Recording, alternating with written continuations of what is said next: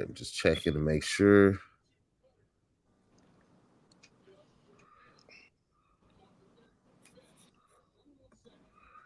All right, fellas, let's get it. Let's get it. Let's get it. We live. Yes, sir. Hey, How we living? How we living? back by popular demand. It is two fans with a mic. We are the two fans. Yes, sir. Draze, Green, talking to the world. This is the show, the sports show that started as a text thread. It got so lit in there. We was like, yo, we got to talk to the people.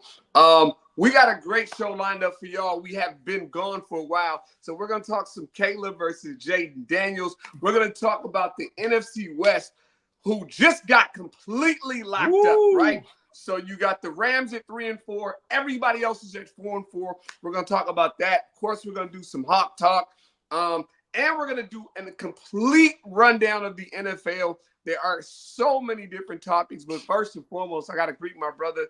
How you doing, man? How you feeling in sports world? Man, I'm blessed. Sports world is lovely right now. We got college football, we got NFL, we got NBA, we got Major League Baseball World Series for the time being. We might be coming to the end of that, and next week we got college basketball. Could I ask for anything else? Come on, man. Come on, man. Dude, every night there's something on. Every single night, man. Dog, I caught game one of the World Series. I was just like, oh my God. Is this what they're gonna? I mean, I know it's 3-0 right now. And the Yankees are up, but I was like, yeah, I got Dodgers, Yankees. Yo, hey, tell us, where are you at? You gotta give us insight of being an LA resident right now. Tell me what it's like out there right now. It's pandemonium. It's pandemonium. The excitement's in the air. If you don't know, man, they love their Dodgers out here, man. It's a completely. This is what I love about it is I lived in New York. I lived in LA. The cultures are different, but they both love their teams. Yeah. It's crazy. They can feel it. Yeah. Random people are into the Dodgers. Now, I'm going to be honest with you. I'm not a Dodgers fan, but I can't lie. It's Shohei Ohtani. And it's the atmosphere. Yeah. I love a great sports atmosphere, man. And it's everything. The Lakers are just starting. Lakers are like 3-0. I mean, everything's just everything's popping right here now. Yeah, it's crazy. I was, I have family out in LA and I have family out in New York, and I was telling them, I was like, listen, a lot of the New Yorkers wanted the Subway Series. Draze, me and you talked about this, and I was like, yeah, I get it, but no. I wanted LA, New York.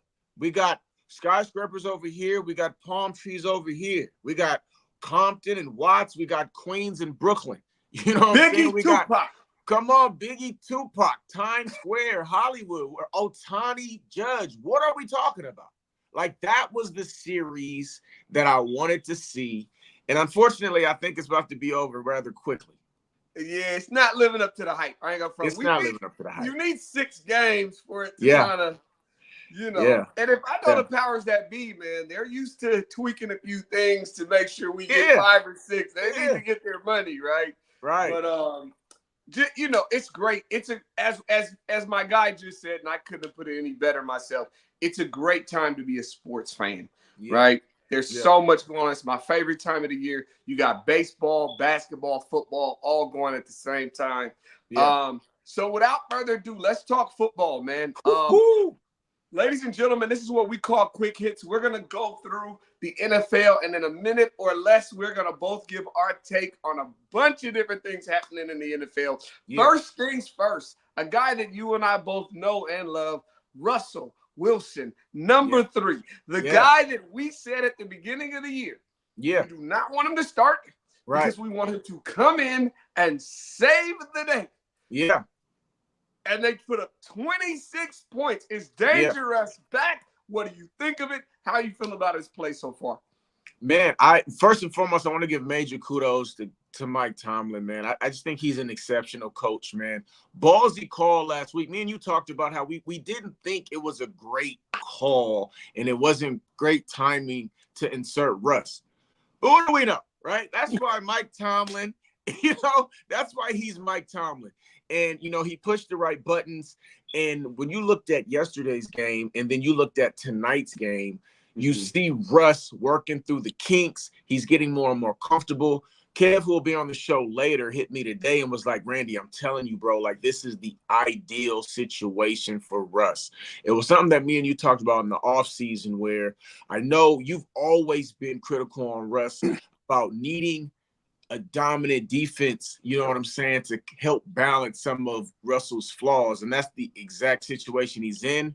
And he looks good. He's actually given them something that Justin Fields was not.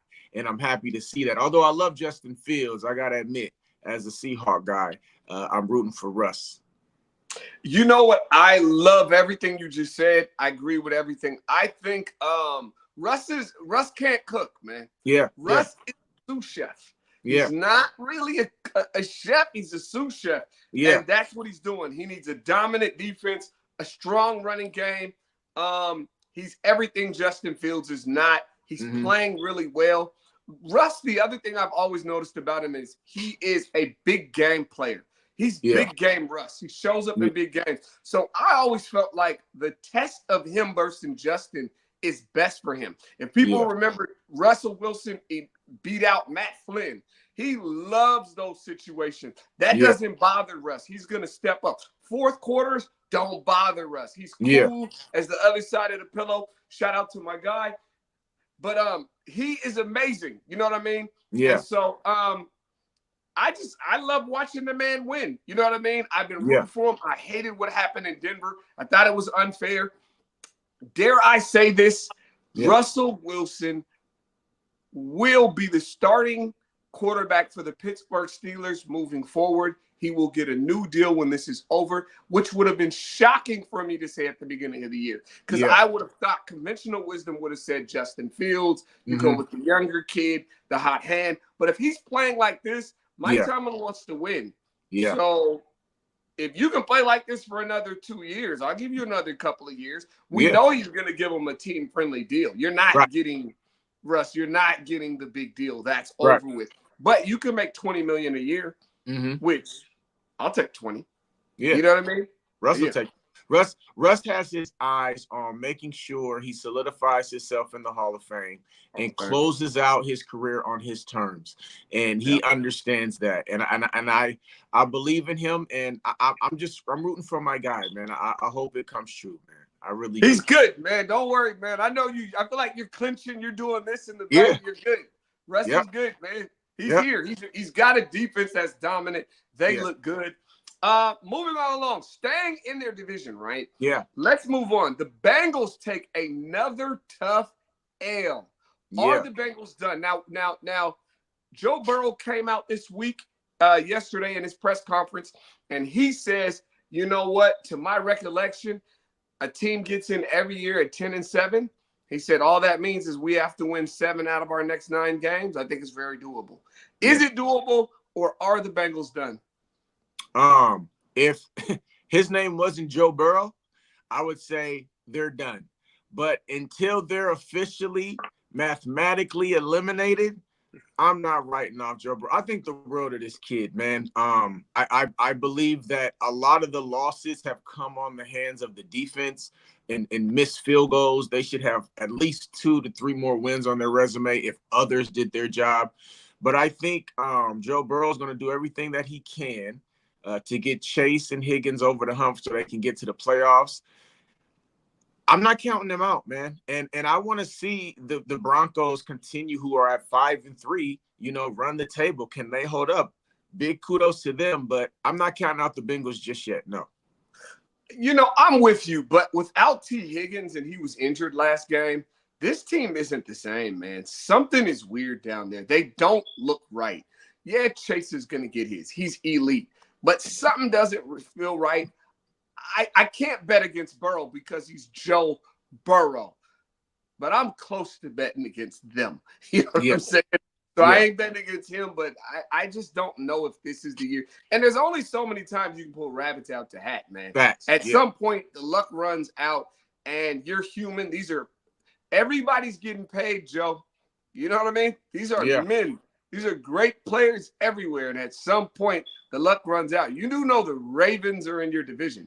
You do know Pittsburgh is in your division, right? So at some point, you got to show up and play. Right. Another very interesting team I want to jump to.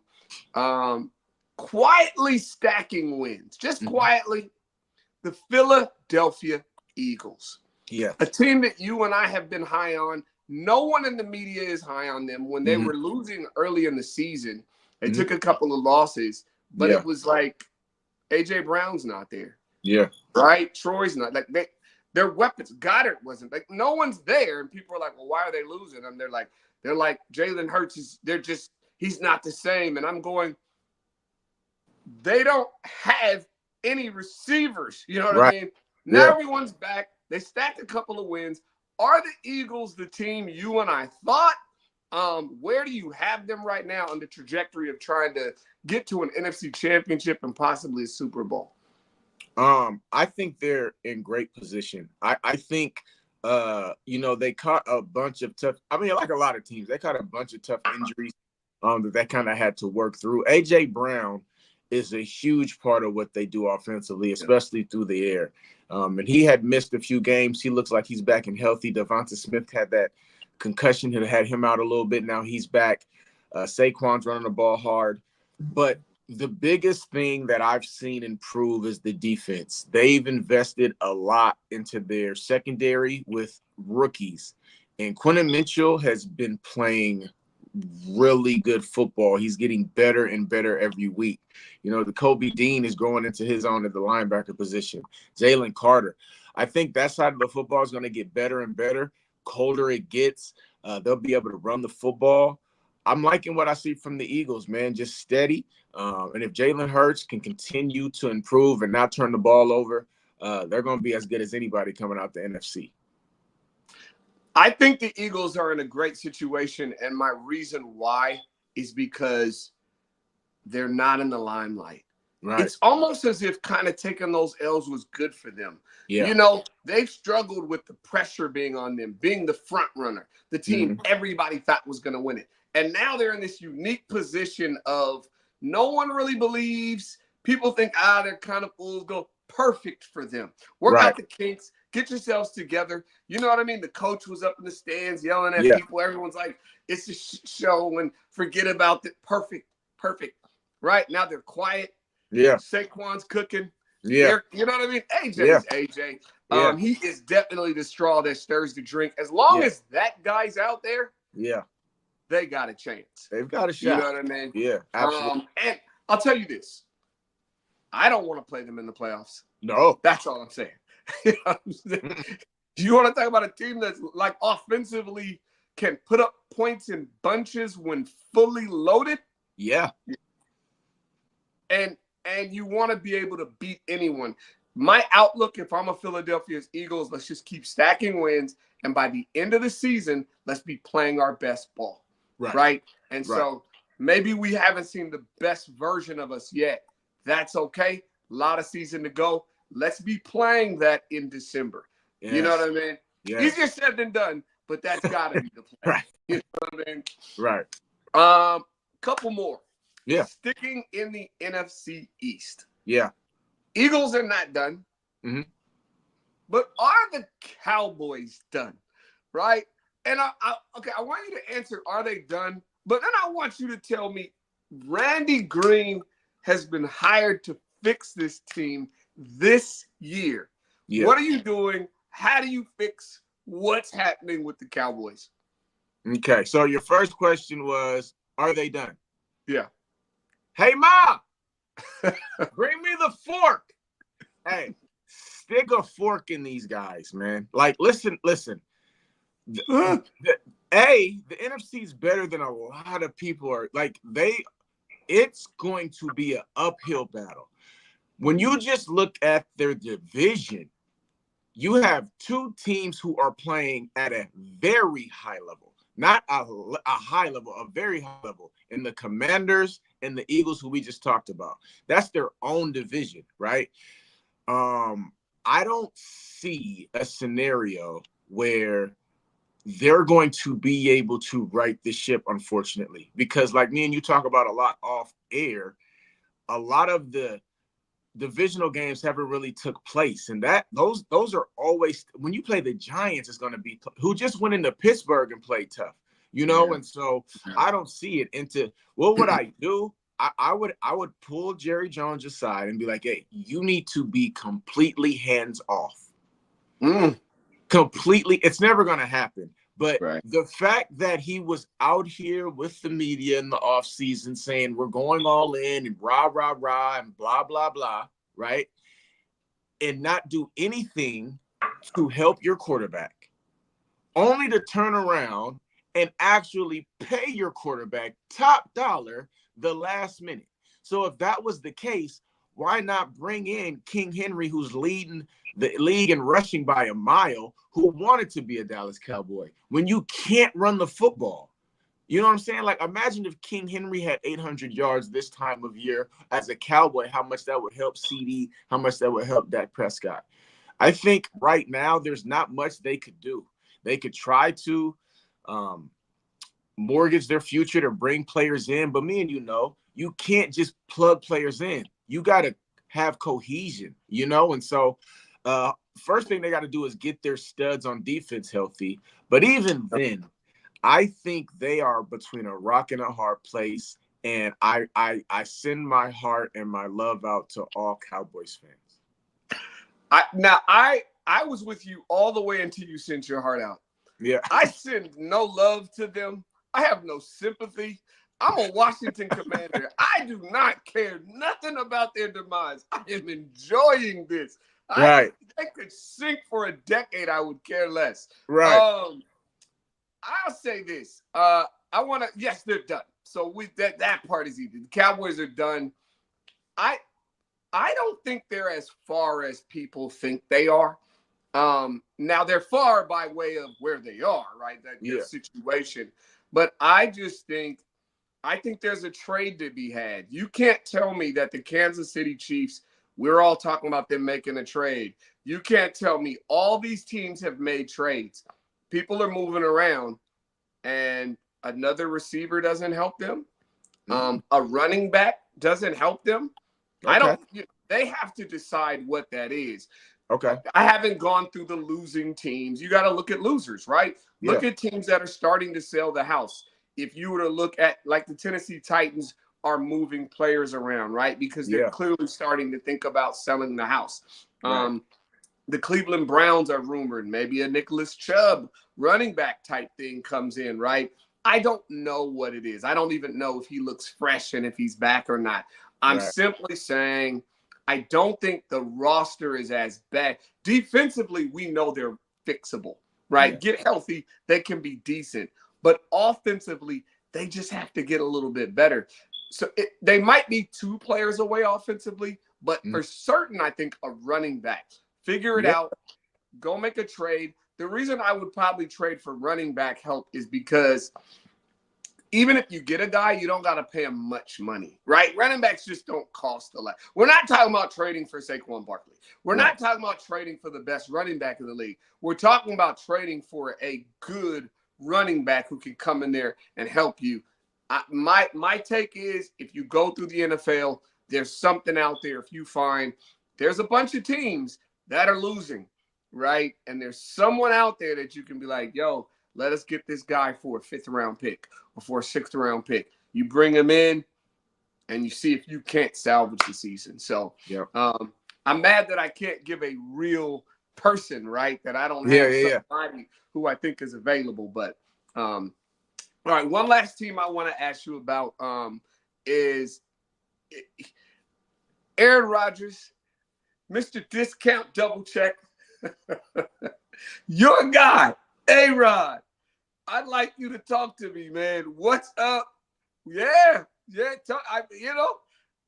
He was in Egypt. You know what I mean? What's going on with the Jets? Are they finished? Is it actually? And is Aaron Rodgers finished? I remember, probably it was like 1999.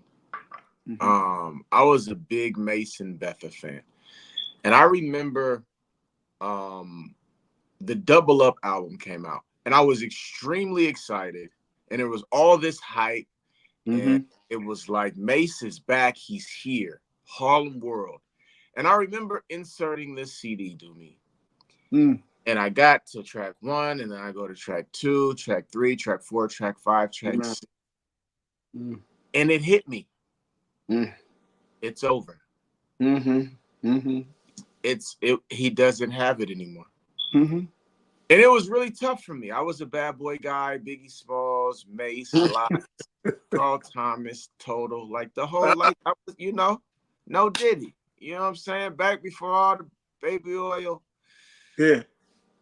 That's Aaron Rodgers right now, man. Yeah. He had me excited for the Jets because I felt at the bare minimum, he wouldn't be the thing that holds them back. He would be able to make plays to get these young guys over the hump. And I feel like he, A, can't stop the bleeding, and B, is responsible for some of the wounds.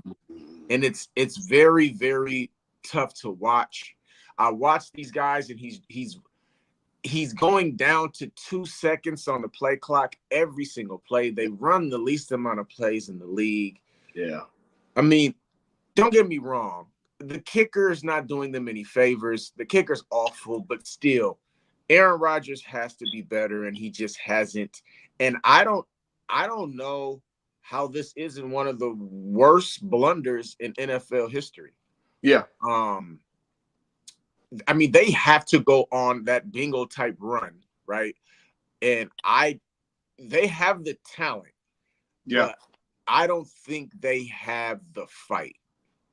Yeah. And it's disappointing to see. It looks archaic. It looks, this idea you said of going all the way down to the end of the play clock every time, this no motion thing he wants to do, everything just has this look of like, and I love how you started your statement because you said they can't stop the bleeding, but at the same time, he's the cause. So when you cause the pain and you can't stop it, he's put himself in a situation where all of the blame is going to fall on his shoulders, right? He put himself early in a position where he could have got all the credit, but when you don't get the credit, you get all the blame. Yes. I think they're cooked. I'm shocked. I really am. I knew he had lost a step. I thought he lost a step in Green Bay when he got to New York, but I felt like that he was surrounded by so much talent. He put himself in a position to be successful. Yeah. But in a lot of ways, he's exposing the flaws that are Brett Favre, right? And during a regular season, it doesn't tend to show up as much. You tend to get it in the postseason when it's nothing but good teams. But now that he can't deliver and he can't place the ball exactly where he wants it every single time, he was always one of the best throwers in the football. Aaron Rodgers could put the ball right here or right there or, you know what I mean, wherever he wanted, he can turn you around. He was the back shoulder throw king, right? That's Aaron Rodgers. And now that he's not quite that anymore, you know what I mean? Yeah, Father Time showed up. And so it'll be interesting to see if he retires. You think he retires after this year? No. I don't see him bowing out after this abysmal type. No. And Devontae Adams, I think, will be there next year too. I think I don't think this ends well. I don't think he will ride into the sunset with that taste in his mouth. I would be shocked if he chose to hang it up after this blunder. So then, you think the Jets bring him back? Because the Jets don't. The Jets have gone so all in on him that they can't end it now. Like because everybody can come back next year. Their best bet is to get a for real coach in there. Aaron Rodgers humbles himself. And then they bring the whole crew back, which is a talented bunch. You know, they got to get a coach in there, and Aaron has to humble himself, which I don't see how he can't after. This is New York City. He will be humbled. Well, then, you know that Rex Ryan did an interview today where they were asking him, would he take the job? And his response was in a heartbeat. He said, I'm a Jet through and through. You hear me talk about it all the time because I love this team. And he said, and I quote, when they start doing interviews, I hope I get an opportunity to interview for this job. Yeah. Tell me what you think. One Randy Aaron Rodgers fan, do you like Rex Ryan going back to the Jets to try to save the day? No. They need less of a. I mean, and it's nothing against Rex. Rex was a great coach, man. He really had those guys fighting and playing for him. But I think they need someone who won't bring a circus, someone who can settle the circus. It's too much of a circus, and I think Rex, his personality and him coming from the media, I just think is not what they need. They need somebody. You know how when you get to the offensive line as a quarterback and your home crowd is going crazy and you get up there and you're just kind of like, they need that at the helm. Someone who's going to calm all the noise and be like, yo, let's get back to football, gentlemen. And I just don't think that's Rex. And so I completely disagree with you. Okay. Bring me the circus. Bring me the show. This is New York City. This is Joe Namath coming in with a fox fur out like Diddy, man. Yeah. Bring me the circus. Rex Ryan is the guy. He comes home. The hometown kid makes good for his New Jersey Jets, man. I don't care what you say. Bring it. Rex is the guy. And let me be honest. Yeah. It's New York. It's going to be a circus. There's no way that's not a circus. There's not a coach after what just happened. If Aaron Rodgers is coming back, and he's a free agent after this year. So that's why I said, if I'm New York, I'm looking and going, yo, I got a great roster. I don't know that I need him, right? If there's another guy who comes available, I'm just saying, if I'm New York, I'm looking at it. But if A-Rod's coming back and you got Devontae Adams, and man, come on, it's a circus either way. Yeah. We're gonna have a circus either way. You know what I mean? So I'm not mad. I'm not mad. Yeah. All right, let's move on to the game of the week. Yeah. NFL football fans were treated to what I think is a gem. Very seldom do you get the number 1 and the number 2 pick squaring off two quarterbacks. This is like Peyton Manning versus Ryan Leaf. You know what I'm saying? Like, if we got that in the first year, it would have been awesome. Yeah. This year, we were treated to the Chicago Bears versus the Washington Commanders, Jane Daniels versus Caleb Williams. It was a great show, and I think it lived up to all the hype. Yes. But before I ask you a question, we got a guy in here I want to sound in. Kurt is our guy who handles all of our technicalities. Kurt, are you there, man? I'm in the mix. Hey! Now, Kurt is a DC guy. He is rocking right now a Commanders jersey. As we speak, Kurt, talk to us. How was your experience watching the game? What was it like? Man, I'm in the airport in Atlanta, coming back from homecoming. Got my daughter with me, bro. We're sitting, and I saw that last score, and I saw Caleb walking up and down the sidelines like, I'm him. I'm the guy. Da-da-da-da. But there was a little bit of time left. You know what I'm saying? I thought about Green saying, there's some time left. And then that play before, when Caleb and the whole team is saying, move up. Don't play prevent. Like, that play made me think there was some hope. And the other thing I thought about, there's this weird synergy between the outcomes of, on the college side of Colorado Buffaloes and this team. I mean, they're both 6-2. So I was like, I kind of remember like Shador had that Hail Mary. Just weird things to start thinking, man. So I'm in the Buffalo Wild Wings in the airport. He throws it up, and it was like the whole Buffalo Wild Wings went crazy. I mean, it was insane, man. And the only thing I can think of is like the Snyder curse is over. You know what I mean? Yeah. Because we don't win that game 2 years ago. Right. No, we do not. Right. We do not. Hey, man, we appreciate you just popping on, man. You know what I mean? You know, man. Yeah. Had to get a word in edgewise on that one because it was crazy.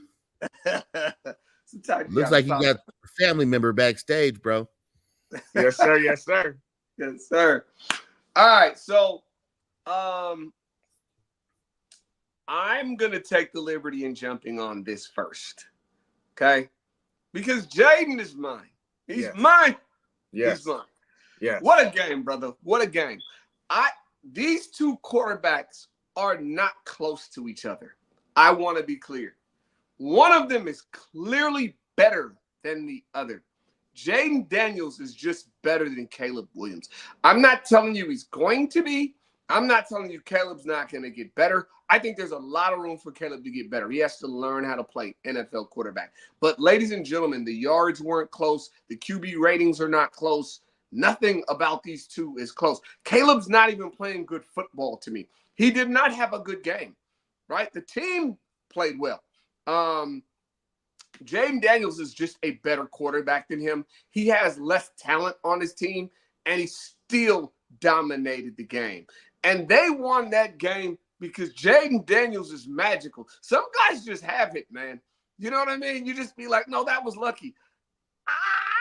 Was it? I don't know, man. Some guys have the sauce, man. Yeah. This kid has the sauce. When something's happening, man, something's in the water. And so before I got one more thing to add. I want to talk a little bit about the Chicago and where they messed up that last play and all the mistakes that were made. But I want to get your take. What was your feelings on the game? And really the duel between these two quarterbacks. I agree with everything you said about Jaden wholeheartedly.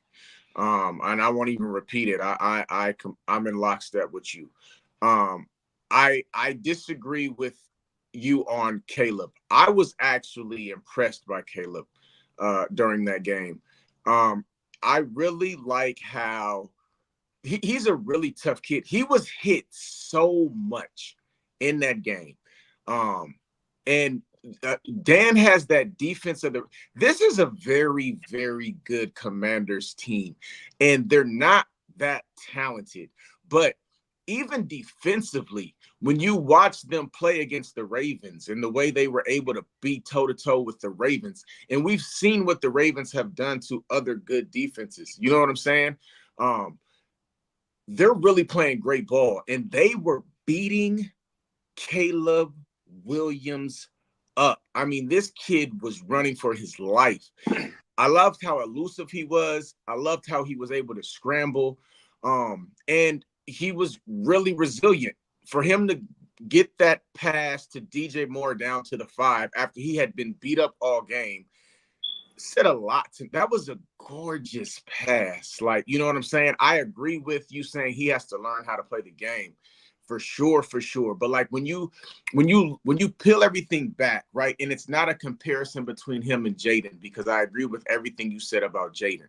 But if you just look at Caleb and be like, yo, compared to Bo Nix, compared to Drake May, compared to these other rookies, like this kid has been very impressive, and he's gotten better every single week. And he really put them in a position to win the game after the defense was really after him, and he didn't play well. He still got them to score a touchdown, and he put them in a position to win. Jaden was just special, and the defense failed him.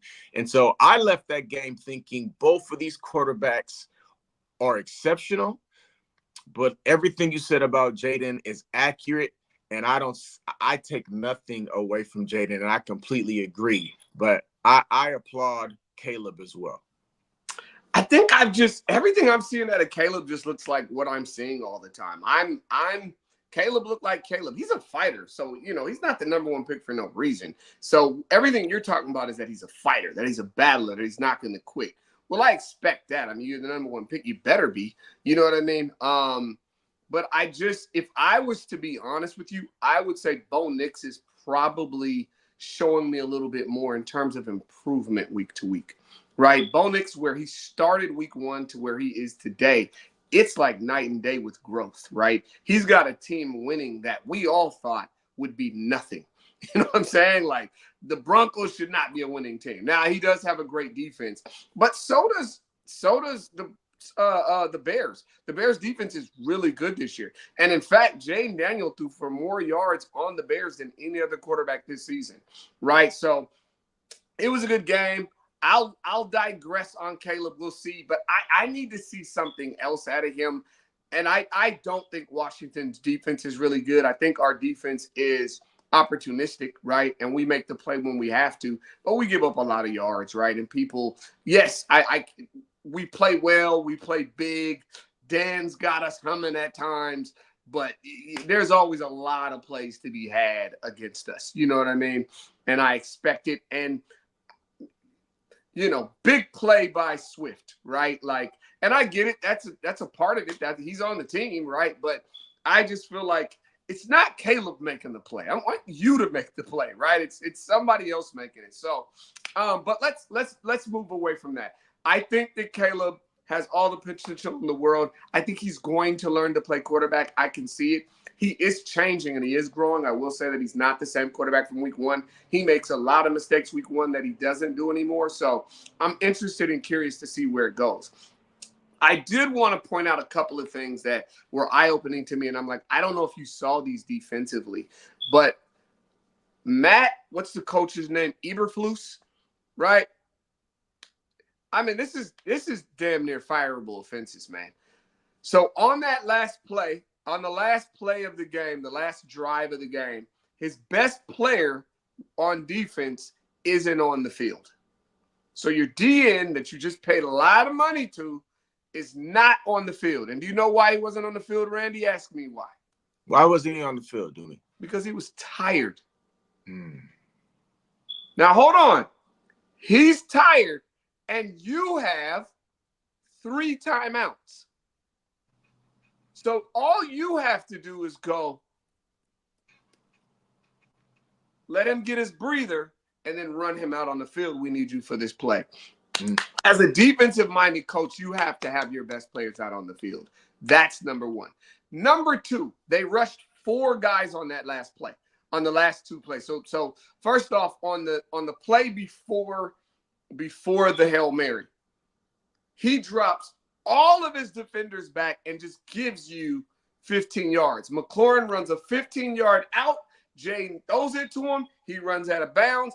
That 15 yards puts Washington at the 50 and puts him in a position where Jaden can now make the Hail Mary. So you just gave them that. If you don't give them that 15 yards, if someone gets tackled in bounds, game's over, because Washington has no timeouts. The Bears had 3. Washington had none. So this is bad coaching on top of bad coaching. I'll keep going. So then they rush 4 players on the final Hail Mary play. Last play of the game, it's the Hail Mary. They rush 4 guys, right? Or they show a rush of 4. One of the guys drops back, and he starts to spy Jaden Daniels. Why? Why? Why would you do that? Is Jaden going to run 50 yards for a touchdown? Why are you spying him? There's no chance of him running all the way for a touchdown. The minute he goes over the line, all of the defenders are going to crash, and he's going to get tackled. So you're wasting one player. What you really want to do is rush 4 and possibly 5 because you want to get him on the ground. But what you don't want to do is drop one guy back and just have him playing, you know what I mean? And spying him as though he's rushing. Horrible defense. And then, you know, the last part is just the way the team covered it was horrible. Have you seen the video of the cornerback that was in the end zone waving? Heart goes out to that kid, man. Having way too much fun. But the very fact, that mentality, if I'm the owner of the Chicago Bears, Matt Eberflus would be in my office, and I would tell him, no more room. No more room. I'm sorry. You have no more room for mistakes. Because I got this team. I got all of it. I've got Moore and Keenan Allen and Swift and Caleb Williams. And if you don't want to coach this team up, I will get somebody in here who does. But these mistakes cannot happen. I'm sorry. Feel free to sound off on what I've said. No, we got our bro Kevin coming on here shortly, and me and him have had many discussions on it's actually pretty funny, the Commanders coaching staff and the Bears coaching staff. Obviously Kevin is no fan of the offensive coordinator for the Bears, who will remain nameless. And I've been felt that the Bears really need to clean house as far as coaching staff, and they need to get somebody in there who's going to maximize their quarterback. A lot of the great situations in the NFL right now have nailed their hire to maximize their quarterback, whether it's a throwaway quarterback or whether it's Jaden Daniels and the Commanders. I remember talking with my man Kevin about, I really like the Dan hire in the Commanders because I really felt like he's a really good coach. He wasn't flashy, but he's had success, right? And I've talked to you about this as well.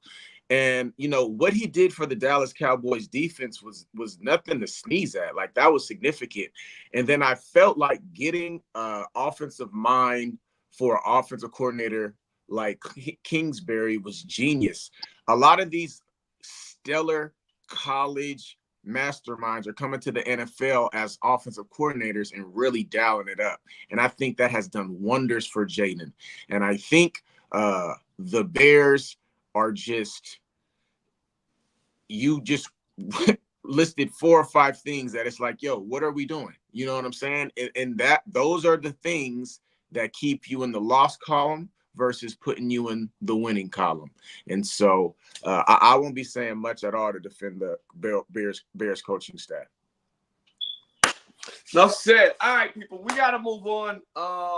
We've got something exciting. You guys know what we do, man. We always bring family onto the show because this is a family show. It says 2 fans with a mic, but we got a couple other fans who want to come on here. We want to let them get the mic, let the people talk. You know what I mean? So yes, without further, you want to do the introduction, man? Of course. Yes, this is my brother from another. I've been knowing this brother since we was 10, 11 years old. Stellar athlete in his day. He is one of the 2 biggest Seahawk fans I know. The other one is wearing a red shirt right now. You guys might know him. I defer to these 2 on all Seahawks talk. He goes by the name of Kevin Nelson, Hazen's own, University of Washington's own Kevin Nelson. Let's give him a roaring round of applause. Welcome to the show, Kevin. Yes, indeed. What's up, guys? Yes, indeed. Hey. Well, that was nice. That was nice. Yeah. Thanks. Yes. Gang. What's up, Kev? What's up? He's also our fantasy football champ right now. We're not going to give him too much love for that, but he snuck out a ring somehow, and I'm looking to sneak one out this year, so we're good. I hear that. Got the belt right there. I can see it from where I sit. Yes, sir. So let's dive right in, man. Hey, I'm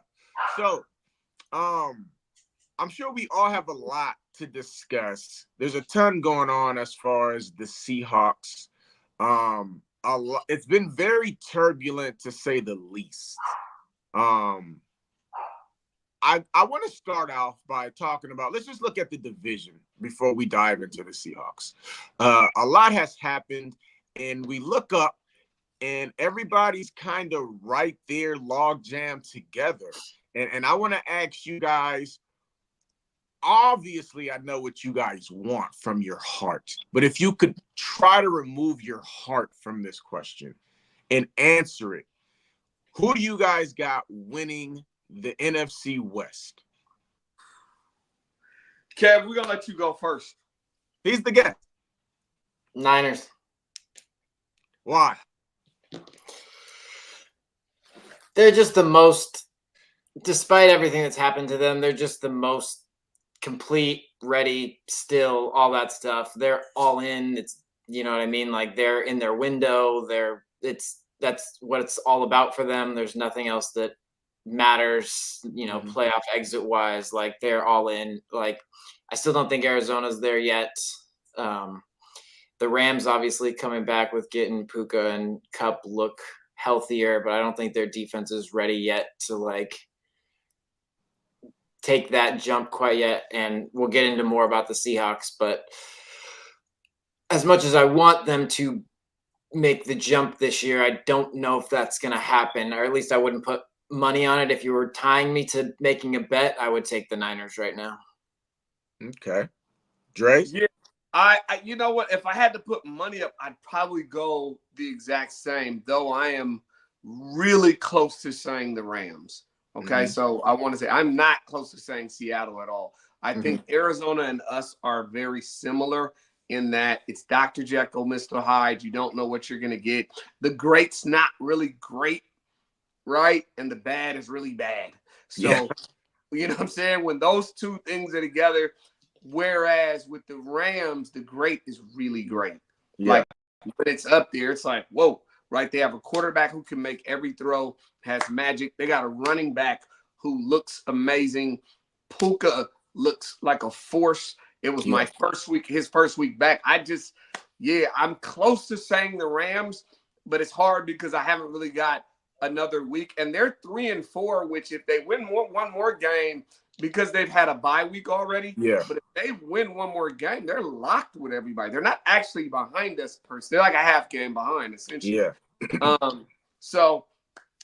the 49ers just have this weird, like, it just might not. I'm yet to see. I don't know if I was a 49ers fan, I would feel like, man, we just got to get to a certain point. Like, let's just make it another few more weeks. We get totally healthy, and then we can start cooking, right? That's how I would feel. But as a person watching it from the sideline, it kind of has this, is it ever going to get right this year? Like, so if they get right, yeah. If you're telling me healthy, yeah, they're going to, I go 49ers. I just don't know if they're ever going to get right. And so if they don't, I think the division is up for grabs. What's your thought, Green? You know what's crazy, man? Like, I really feel you guys on the Niners, but when I look at their upcoming schedule, that thing is daunting. And I go back to my boy Draze, who told me to my face, we're going to split with the Niners, right? He told me, we're splitting with the Niners. Mm-hmm. And if you were to tell me that the Seahawks beat the Niners when they played them, I think it does wonders for the Seahawks in so many different ways. A, it gets them the split, and that does wonders for them. Second, I really think it exercises like some significant, like, I think that would be such a boost, right, for the Seahawks. And I don't worry as much about the Seahawks playing against the Rams and the Cardinals as I do the Niners. And so it's a really tough decision, but if I were to put money on it, I would say the Niners too. And I hate that because I just don't think that the Seahawks are going to split with the Niners. And I think the Niners are going to beat the Seahawks. And I think they will find enough ways to win enough games. And I think the division winner will win about 9 games. I think it's going to get ugly for a lot of teams in the division. The Cardinals are going to be up and down. I don't trust the Rams to stay healthy. And I don't trust the Seahawks to do anything except be the Seahawks. And so I would also have to agree with you guys and say the Niners. I'm looking right now at the Rams schedule. I just pulled it up just because you said the 49ers. And I'm like, well, let me look at somebody's schedule, right? Yeah. And their schedule, I mean, all of the schedules are pretty tough. The Rams have the Seahawks twice, so that's interesting, right? Yeah. I'm not saying that makes it tough. I'm just saying it's interesting, right? If we split, or if Seahawks take 2, or if the Rams take 2, right? It's just interesting. They still have the Dolphins, which I think very losable. The Eagles. They have the Buffalo Bills. They got the Cardinals, which it's a division game. They've got the 49ers still. It's a tough schedule. I'm saying all of that to say the Rams have a tough schedule just like the 49ers do. And so for that reason, I'd probably go 49ers if they're healthy. But you know, Let's talk Seahawks though. Enough is all this. Enough of all this. Kev, what's your take on the Seahawks right now? We are almost halfway through the season, right around the midway point. What do you think of these Seahawks? Who are they? What's wrong with them? And is it fixable? Man, that's I can't answer that question before tomorrow morning, man. I'll be talking all night. Okay, let's see. How do you want to break that down? What do you want first? Let's see. What's wrong with them? Let's go with what's wrong. What's wrong? The short answer is I don't know. The long answer is an underrated part. I feel like I was excited as anybody about hiring Mike McDonald. I was excited as anybody about hiring Ryan Grubb. An underrated part that a lot of people put, especially compared to like Dan Quinn and his staff, was the hiring of his staff around him and his lack of having connections and experience and guys that he trusts, etc. And I'm curious if there's a little bit of disconnect in their coaching staff between all the new guys coming together, trying to coach his scheme that Adam Dirty, etc., have not coached before, etc. And there's just no cohesion in maybe how they're teaching, because I just don't believe that like their D-line is not talented to get just destroyed every game in the run game. Like, I don't believe it's a talent issue. I don't believe as many people can call Mike McDonald a genius. Like, it's a word that does not get thrown around by football people, that he could not figure it out. And so I just think it's a new thing for them that, you know, when you have like an all-star group of like basketball players or something, right? Like playing a game together, like they're all great individually, but it doesn't necessarily mean they play together well. And I think that's kind of what they tried to do with the coaching staff, get a bunch of like great minds and stuff like that. And I think they're melding it together. And I just think that's my big thing of what I'm trying to speculate is wrong in a nutshell. I mean, yeah, specifically, they can't stop the run and they can't protect the quarterback or run the ball. So like football wise, that's what's wrong. Like, you know what? I like this. I want to break this down into pieces. Right. I told you I could do this I can do this till the morning. That's what I said. That was like trying to be quick. No, you're good. I like it. Perfect answer. I love how you got short to the point, but you hit all the points. Let's start. The first thing you said to me, and I'm translating on my own, is you said, let me start with the coaching staff. So let's start right there. Right. Let's start with our offensive coordinator. So we're going to leave the defense alone for a moment. Is there something wrong with Grubb? And what do you guys both see? Yes or no? I'm going to start with you, Green, because I know Kev's the kind of the specialist. But, Green, I want to get this outside insider view. What do you think?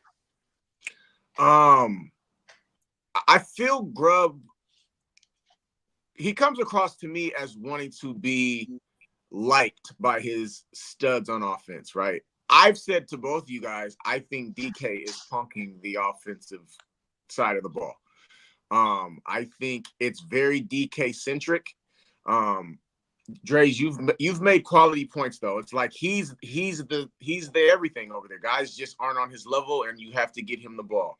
And I understand that, and I respect that. But I feel like Seahawks are not at their best when it's so around DK. They have to figure out a way to get other guys going. I don't know where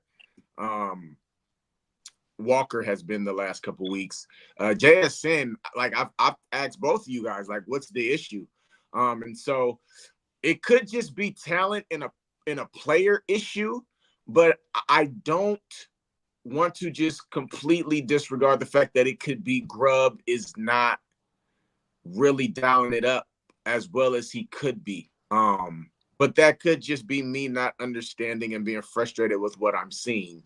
But I don't feel like the offense has reached the ceiling that I thought it could have. And that's kind of where I'm at. I'm going to take my thumbtack and stick a pin in the DK thing. Yeah. We'll come back to that in a few. Yeah. Yes. But, yeah. But Kev, I want to get your feedback on it. What's up with Grubb? Do you like what he's doing? Do you not? Is it him? Is it not? You know what I mean? What's your thoughts on that? I would like to be under center more. I don't know if that's if there's a specific reason he's not doing that, if it's just the college thing in him that's not doing it, if it's the problem is I have with analyzing Grubb too much is I don't know what he's hamstrung with because our O-line is so bad. Yeah. And so like I don't, because I know he has an O-line background. I know him all in the offseason said his goal is to run the football, be as a physical team, all that stuff. Every week they talk about doing that. And he comes out and pass, 3 and out. You know what I mean? Like it. And so I don't know if it's because we can't physically run the ball. And so he knows that the best way for us to be offense right now is let Geno throw it. And so he's not running it, even though we want to run it and all those things. I don't know if that's the case. I know that we're not running it enough. I know that Ken Walker might be our best player right now, and we're not getting him the ball enough in good positions. And again, like I said, I wish we could be under center more. I wish we could use play action more. I feel like that would help things. So it's a mixed bag. I don't 8 games. I have an incomplete grade right now on Grubb. As I said at the start of this, I was a huge Grubb supporter before we got him even. So I was thoroughly excited. I'm incomplete, and I don't know if it'll be interesting to me. Another thing on the Seahawks that I'm wondering is where our alignment is with who we want to be. It's 8 games into a new thing, but like I'm curious where like McDonald comes from Harbaugh. When Harbaugh went to the Chargers, what did they do? Randy knows this. Like they went O-line. He said the most important position on the field is O-line. It's the only position on the field that affects every other position.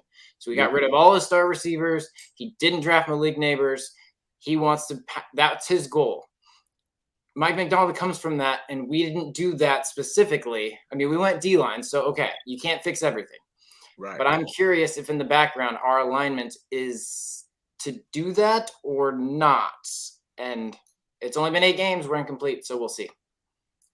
On Grubb, I'll say this. I'm with you. I was excited when Grubb came to the Seahawks. I'm still excited, and here's why, right? And I think that's the crux of my question is like, where are you with Grubbs? I know we were all excited. Are you still, right? Or are you kind of going, you look like Shane right now. You know what I mean? The reason why is at the end, not Shane. Okay, I got you. Don't say that name. That's a cuss word. Here's why I'm still excited about Grubb, because it's really hard to evaluate him. I have no way, for all the reasons you said.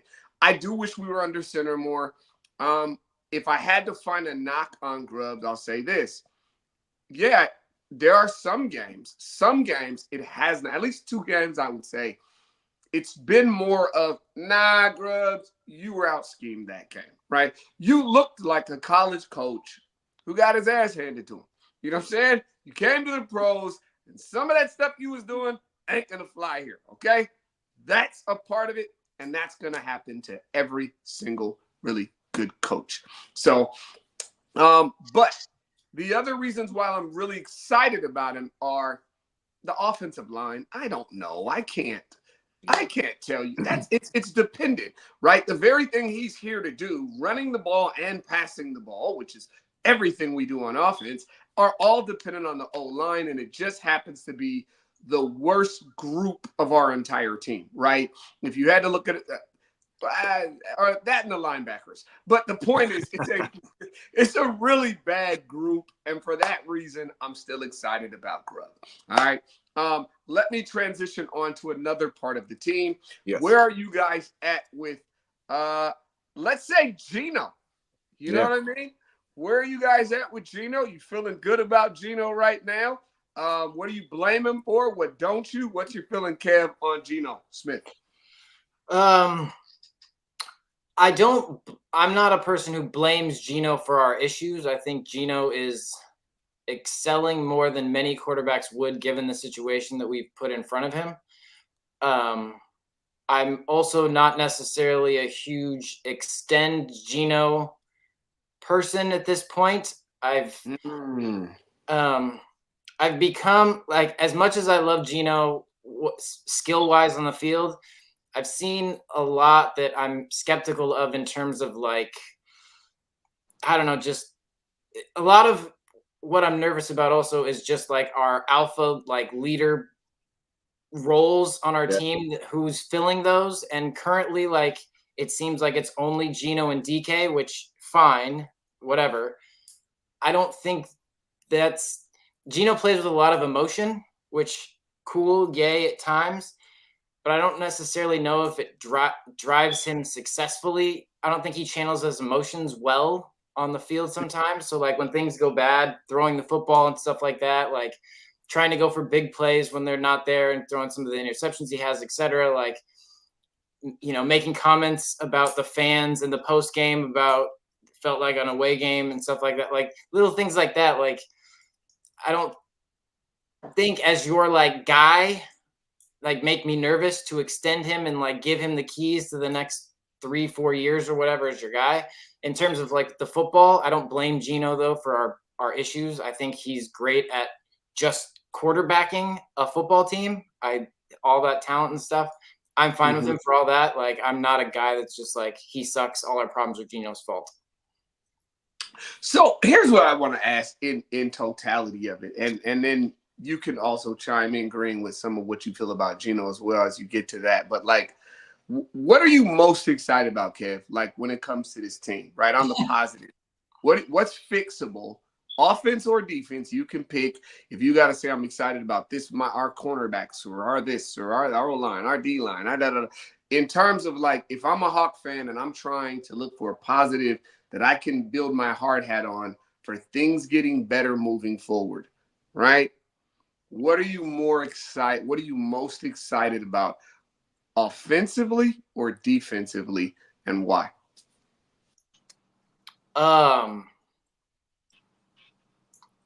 I guess right now this season offensively, Okay, just they're closer to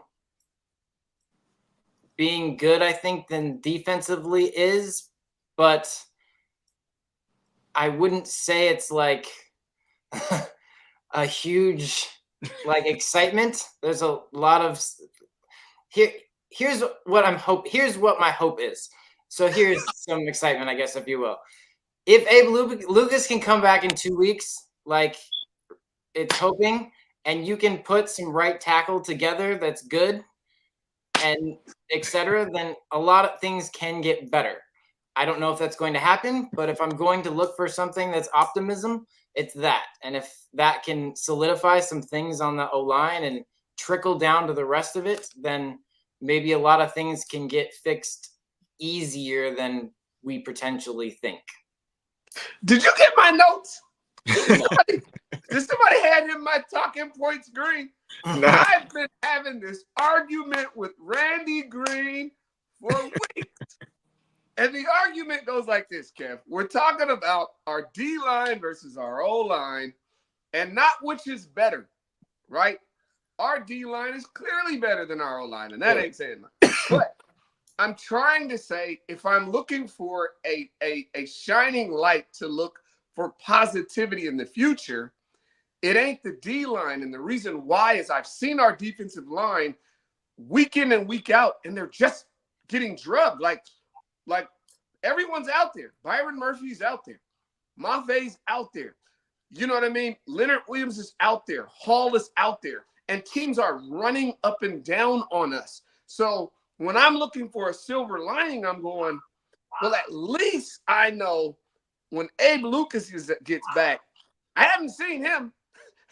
And the last time I did, he looked good. So maybe, just maybe, if I can stabilize the right side, because Cross is playing well.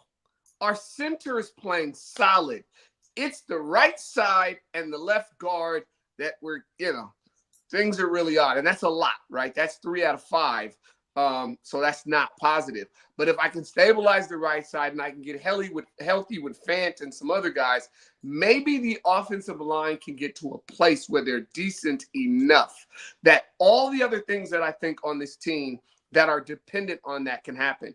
It's hard for me to grade Geno Smith. And the reason I can't grade Geno is because he's playing behind a trash O-line.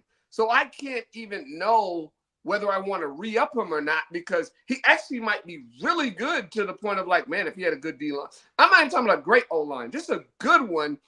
He's had some games where I'm like, man, he looks really good behind a trash O-line, right? It's hard for me to grade Grubbs because of what you said. It's hard to grade Kenny Walker. You know he's good, but this O-line has me thinking Ken can't run between the tackles, right? Because he always has to bounce it outside to get any yards. When he goes between the tackles, he's not really an ugly 2 and 3 guy.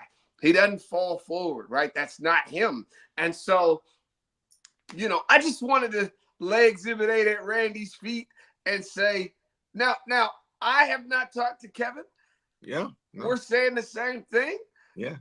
Have we changed your mind at all? If you had to be excited about our O-line or our D-line moving forward to go, who am I most excited about if we're trying to get better? Which one and why? I'll say this. I don't think you guys are crazy, right? I get the idea, right? Mm-hmm. And the allure of, when Abe gets back, go Cougs, right? But yet and still, I've seen a lot of flat. Now, stopping the run is a huge problem, right? But I've seen flashes from the defensive line that has me excited. And I've never been of the mindset that it would be a quick fix in a year, right? I was impressed by when they went toe-to-toe with the Lions, and I thought maybe they might have been on to something. But prior to that, I was thinking they would probably be a year away. It's hard to turn a team into what you want in a year, especially without all the proper pieces. And so I would still go, I'm more excited for the defensive line moving forward as they get more reps together, play together. But if you were to ask me the same question you asked Kev, and what am I excited about? I'm excited for the glimpses of an offense that looks to have the potentials of being pretty dominant. When it's clicking, it's a really good offense, right? And that's with the issues of the offensive line. And it's significant because if you watch the game Sunday, you got a hike going 10 feet over Geno's head in a like that was such a back-breaking play, right? Momentum shifter. Another play where guy steps on Geno's foot, like it's offensive line play has been really bad. But when you look at that, when I watched that game versus the Lions, who you guys both know how I felt about the Lions for the past 2 seasons, the Seahawks could have won that game. If DK doesn't fumble that football, like no telling the outcome of it, and they were really clicking. And so that's what excites me. Like the potential of the offense being like that, I think is in there. And if they could be more consistent with distributing the ball to multiple playmakers that they have, that's what excites me. But they've been pretty hamstrung the last 2 weeks, and DK was out this past week. But that's what would excite me. So that's what So I was just gonna add one thing. So that's why I was trying to nail it down to, like, if you're in watching this and you're trying to look for something to hold on to or be excited about or whatever, that's where I was kind of going that way. And the other reason I was kind of going that way is if you're hoping what to look for this season to, like, where we could be good and, like, root for us to be good, I think it has to be in our offense being good. So, like, if you're looking at Mike McDonald and his history, his young history, like I don't know if you guys have seen the stat going around recently, is Seahawks people have been talking about it a little bit. Do you guys know how many snaps that the Ravens were trailing during the regular season last year? 88. So you don't have Lamar, obviously. Right. Yeah. But he played with the lead a lot. Yeah. Yeah. You had the lead against Atlanta. How was that rush D in the second half? Great. It was really good. Yeah. So, like, if you are hoping for something, I think at least right now is Mike McDonald's putting this thing together and figuring things out. If you want the game script that you are trying to dictate to teams and what your goal should be, our goal should be, is to start fast and get a lead with your offense. So don't let your O-line get behind the sticks, holdings, etc., so you can score, and then let your defense not be in super run plays, have to dictate a little bit, and then let your D-line be talented. Yeah. And that's what you want. And so if you're hoping for something, optimism, or what you're looking for this season, where we could be good or where this could go our way, that's what you want to see. That's what I think we're going to have to see, at least in this first season, until we get more things. And will the O-line allow us to do that? I don't know. Like, that's why I was like, if I'm hoping for something, it's Abe Lucas to come back and allow that to happen. Because if you can dictate a little bit like you did against Atlanta, yeah, you haven't won game by 20 points against a winning team. Like, there's others. I think me and Green talked about this. Like, you haven't won a game against a winning team since like 2017 by 20 points. Mm-hmm. Yeah. And you did that in Mike McDonald's first season against last week. Yeah. So, you know, the bones are in there somewhere. They're just hard to find right now. Green, like you said the thing, like you're like the Detroit game we could have won, right? You said you're most excited about the defense, right? The defensive line, if you will. But you were like, but we could have won the Detroit game, right? And to me, that points to why you should be more excited about the offense. The Detroit game was about our offense. Yeah. The defense did nothing. Yeah. It was the offense for us to win. Like literally nothing. Nothing, right? I'm like, Yeah. It for us to win, it must be the offense right now, right? The offense has to get to that level it was in Detroit. We did that, and if we can get the O-line just incrementally better, what could be possible? I don't know, right? And obviously, I want to get the defense incrementally better as well, but I'm just saying if I'm looking at what is, it's just shocking. Let me do one more question before we go to DK Metcalf. But before we get to DK, what's going on with our defense? What's wrong? Right? And I'm asking this holistically to both of you guys. This defense has been atrocious. I was told Mike McDonald was the boy wonder. He's a genius, right? It's going to all be better when Mikey gets here. Pete Carroll doesn't have these guys' ears. They're not listening to him. They tuned him out. Me, Draze, the 12th man, me by myself would have given Pete Carroll one more year. I have been laughed at, ridiculed, told I've been called crazy for going, I'd have gave him one more year. Do you remember Pittsburgh when they ran us off the field and yada, yada, yada, right? Yeah. Cool. We go out. We're going to plug the middle. We got our D tackle. See, trenches. Trenches. This is what Randy told me. This part's Randy. All the other stuff wasn't just Randy. It's a bunch of people. Let me be clear. But trenches. We're going to fix the trenches. All right? This guy's going to fix the trenches. We get here. Boom. D-line's loaded, right? When I look at this defense, this should not be, people. There's no excuse for this. I don't look at this and think, oh, yeah, like how you were saying, Kevin, when we get some more guys, I'm like, we shouldn't look like this, fam. Like, that is Byron Murphy. Monfey's good, right? Hall is good. Leonard Williams is good. Byron Murphy is good. We still got Reed. We just went and got a D tackle. Like, we shouldn't look like we went and got a linebacker this past week who I was told was good. Why do we look like this? And how much of it can I hang on Mike McDonald's head? Go ahead, Someone Kevin. Tell me. This is what my very first comment when I came on here was, first of all, I don't know. That was the first thing, because that was what I said first. But the best I'm coming up with I think, because I agree with you. There's no reason talent-wise our defensive line should be that bad and all that stuff should be happening. It doesn't make sense.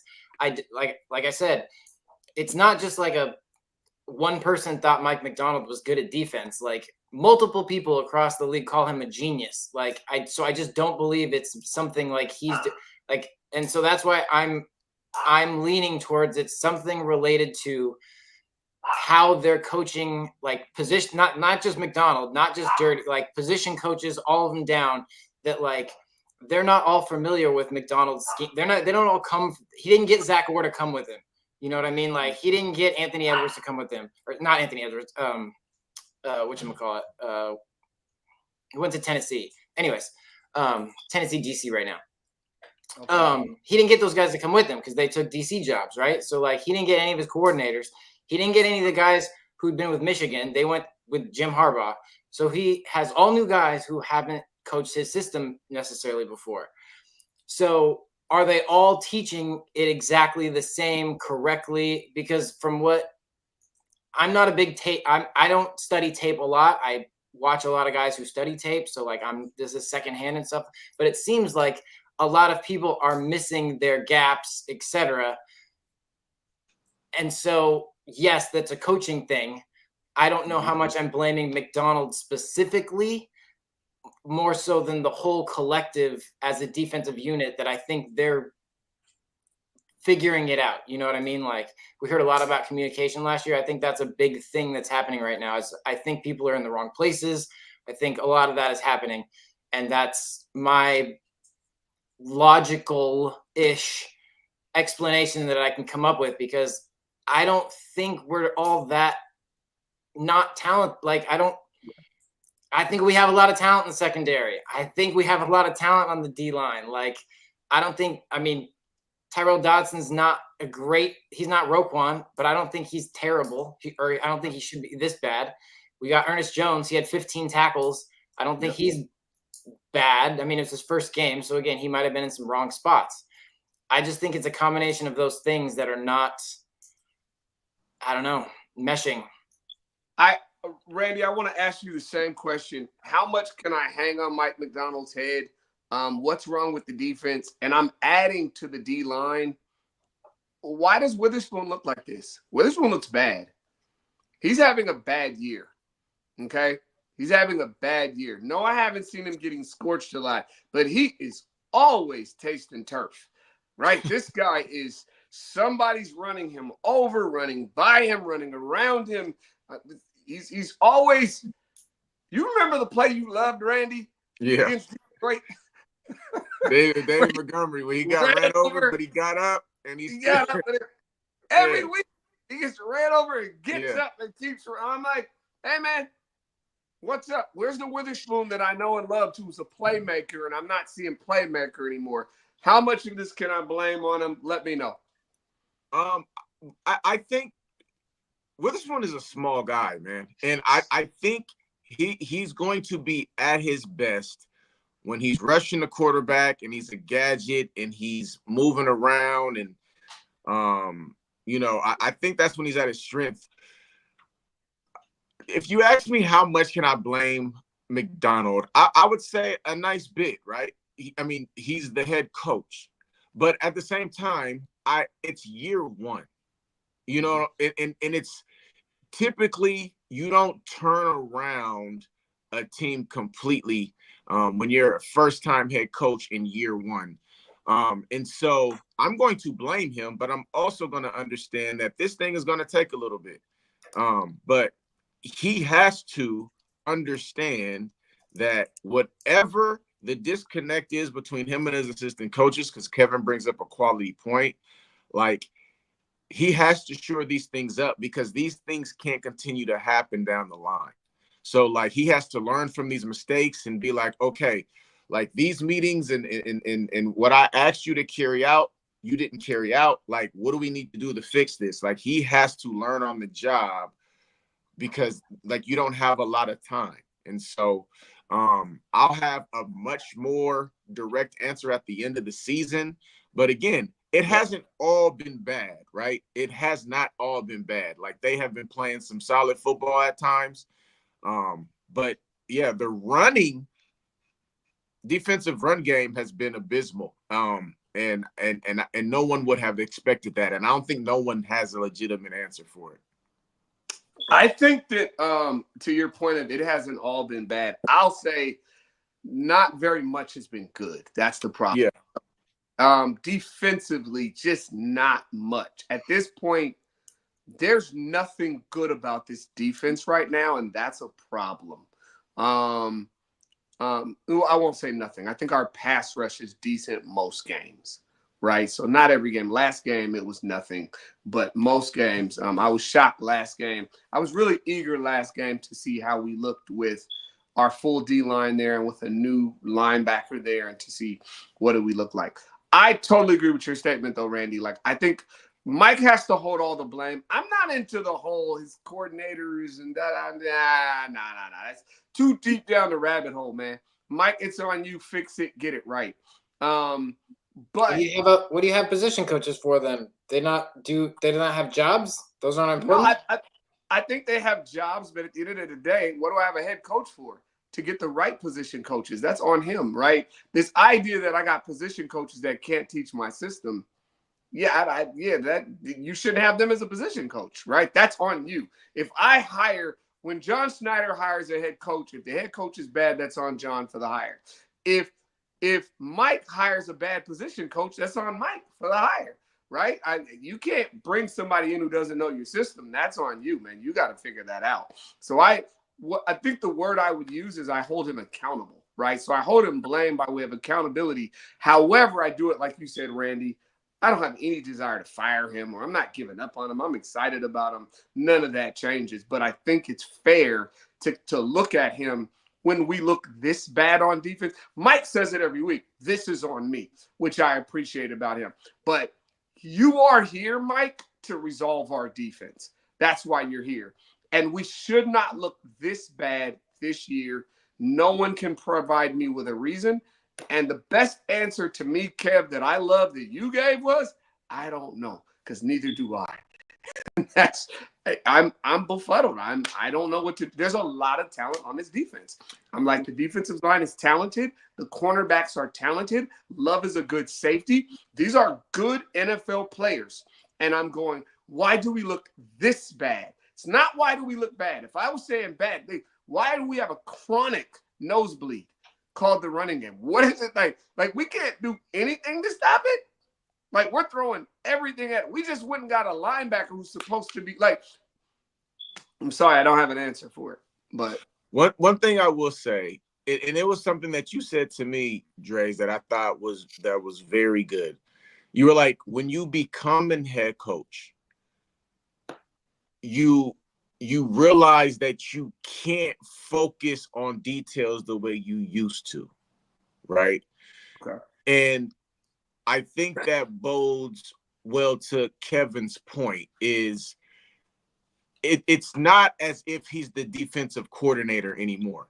And I think he's learning now, like, okay, I have to actually do more. I think he's learning how to be a head coach, right? With unfamiliar faces. And so it's 8 games in. And so I just say, right, it's not somebody who has won and who has had experiences with coordinators and has gone through this in year 4 or 5. And it's like, yo, you've been here before. Like he had to start from the ground level and build this thing up and incorporate a defense that only he knows, because he's a wizard and he's trying to get people to teach it the way he has it. And I think it's fair to say that will take time, right? Because like you said to me, you've heard coaches struggle with that who are elite coaches of being like, yo, I have to defer and I can't be in there like I want to. Who's calling our plays on defense every Sunday?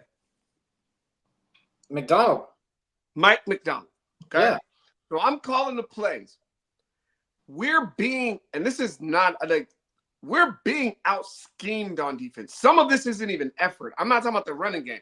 I'm saying the blitz we're sending from the left and they're running to the right. I'm saying, like, we're in games where I'm going, no, some of this is scheme. Like, we're massively being out schemed on defense right now. It's been odd. Like, watch a game. Watch the next. I invite you to watch it, not from an effort standpoint of all the players tackling and all that. I get that. I think Mike is trying to teach it. We're trying to do it. It's not working, but he's trying. I get that. Some of that is what's happening, right? And it's still his responsibility, but some of that's what's happening. And I think that's why we went and got the linebacker, because he's like, F it. I need somebody who can tackle. You know what I mean? But schematically, man, it's odd what's happening. Every time we blitz, the other team has the right call. It's if the other team's going, we know where you're going, Mike. You know what I mean? I'm watching the tea leaves. I'm not against Mike, but I'm saying we're being out schemed as well. The same way I can be hard on the players for not tackling, I can be hard on Mike for his being out schemed. He looks like a rookie coach who is getting his ass handed to him right now. I'll say this. Fair. Okay. But I just want to add context. Okay. So when I said it hasn't all been bad, I think we were all pleased with the way they played on the road in a must-have game against Atlanta, who's a very good offense, right? Yeah.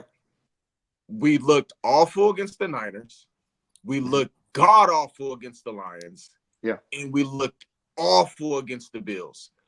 3 teams who's going to make majority of the NFL. Jared Goff is probably MVP right now, right? He just broke an NFL record for doing close to, though he didn't have an incompletion against us, close to that same thing versus no matter who he plays against, because those boys are dialing it up over there. So, and it's not to say you're wrong, Draze. I'm just adding context to take into consideration the opponent that we've played.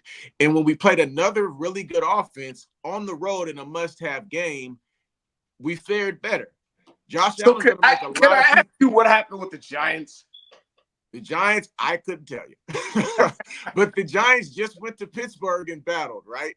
But because you're not, Draze, you're not wrong. You're not wrong. All I'm saying is it's not all bad. And we haven't been playing bums. The Lions are one of the best teams in the NFL. The Niners have been beating our ass for the past 4 to 5 seasons, right? And Josh Allen is one of the greatest quarterback talents we've seen the last 15 years, right? And so it's going to be tough when you're figuring this thing out. I think what I'm trying to say to you in context is, yes, I've accepted that we can't beat the top teams, right? I'm accepting that, right? I think my problem is, why do we get our doors blown off? I'm okay with not beating them. I know where we are. When I rate this team, I look and I go, yeah, we're better than the Atlantas, right? Per se. Or we're right there with I wouldn't say better, but I would say I fixed it. Even I was like, nah, we're not. We're right there with the Atlanta sometimes, right? Right. And I've accepted that I'm sorry. This week I accepted that we're a bad team. So I want to be clear. We're bad. We're bad. Be shocked if we make the playoffs. I hope. I'm still fighting. I'm still in there, but we're just a bad team, right? But we cannot play with the top teams. So I fully expect if we might sneak one team because styles make fights, and every now and then you come up with somebody. But where we currently stand today, I did like this that I heard from McDonald. I heard his interview today on his show, and he said he is now transitioning to, instead of trying to clean up all of the mistakes, he's just focusing on the things they do well and just going to try to make those elite. He's been spending a lot of time. He said, it's like tackling. I'm trying to spend so much time on the tackling that I'm now not focused as much on how great we're playing offensively. You know what I mean? And that was, I liked hearing that, right? Just like, there's some things we're doing really well. I'm going to focus on those right now. He's like, you can't do it all as a coach. That was kind of telling when he started talking about what he could fix, what he couldn't fix in season. And so we'll see how that works, and that works out for us. But that's my thing. Let's do this. Before we go, Before we dial go, it up, Draze. we got to talk one DK Metcalf. I'm taking my pen out. You know what I mean? And how do you guys? Randy keeps saying that we are too DK heavy. I make sure I'm saying this right? You know, you can say it if you want, Randy, but we're too DK heavy. We're too DK centric, man. And that's an issue. And for me, we just got a chance to see life without DK. Yes. Right? Yes. I personally feel the opposite. I feel DK is the straw that stirs the drink. He opens it up for everyone else. I think that DK is cooking because he's just hit that stride, right? A lot of great players hit a point where I'm like, yo, I'm in this unstoppable moment. DK has walked into his, and our best opportunity to win is through DK, allowing that to open up everything else. What are you guys' thoughts on that, Kev?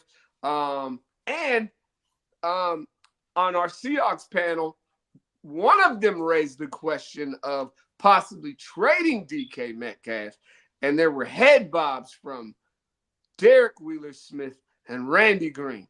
And I said I will have none of that discussion. But Kev, what's your thoughts on it? I mean, I think all of, in a nutshell, I think kind of all of what you guys said, all of it is true in a way, because I mean, I do think DK opens everything up for everybody, so that's valuable. I also think some of it is a little DK forced.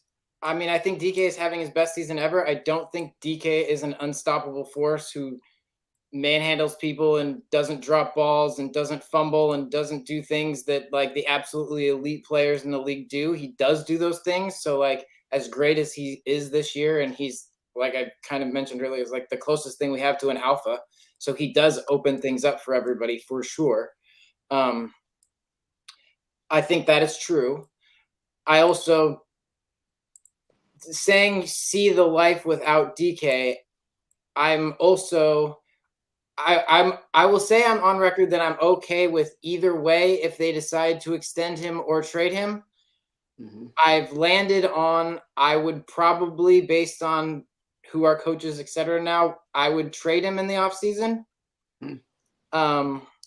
But I would be okay with either one as long as if you're extending him, you're doing it with the intention of everything else based around being a physical focused like I don't want it to be because you're building it around DK. I don't believe in building around a wide receiver one. I don't see that successful anywhere in the NFL. Green. Yeah. I will say I hear everything that you say about DK.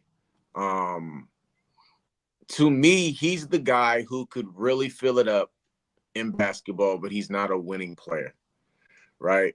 And I think the best way to find success with DK, that's a great analogy.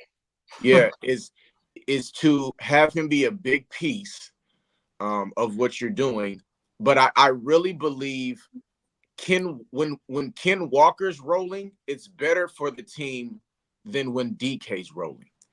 And I agree with you guys that DK opens things up for everybody, but I also think Ken opens up things for everybody. And Draze, you posed an elite question to me for the past 6-7 months now about what is JSN? Is he that good, Randy? Are you sure? And I still believe he's better than what we've seen, but I'm not sure that it's not him anymore. And I don't know, but what I do know is DK is really good, but he's not those guys, right? And he does when you are heavy on DK, he does things that lose you games. He drops balls, he fumbles in inopportune times. His attitude can be bad. Like he's soaking on the bench it's just a lot that it's like, yeah, so that's good that he's having his best season, but like let's focus on all the other things that he legitimately cost us 2 games this year. Legitimately. cost us 2 games. And so, like, I view the whole thing. And if Doomy, you're on some, I don't care. Cool, right? Then it better work. So that's kind of where I'm at, and I don't think it's working. Yeah, and I don't think it's working. I think there's a lot to what you guys just said. First off, I think there was a lot slid in there that I didn't say, right? I've never said build it around DK. There was all these concepts added to my statement that I'm like, yo, I don't think you build it around DK. DK is one of the pieces, right?